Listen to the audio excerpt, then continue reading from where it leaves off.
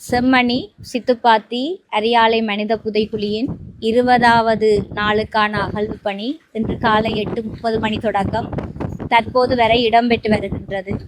இன்றைய 20ஆம் நாளில் மொத்தமாக 9 மனித எண்பு தொகுதிகள் சுத்தப்படுத்தப்பட்டு அடையாளப்படுத்தப்பட்டுள்ளதுடன் இதுவரை காலமும் அடையாளப்படுத்தப்பட்டு இலக்கமிடப்பட்ட மனித எண்பு தொகுதிகளின் எண்ணிக்கை 327 ஆகும்.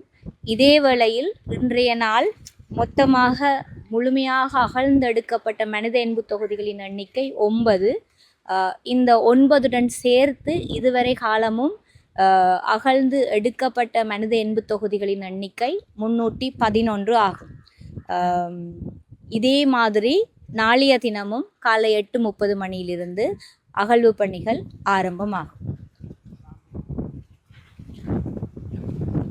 இன்றைய தினத்தில் சான்று பொருட்கள் சொல்லியண்டு ஒரு மனித எண்பு தொகுதியிலிருந்து ஒரு நாணய குச்சி மாத்திரம் அகழ்ந்து எடுக்கப்பட்டது.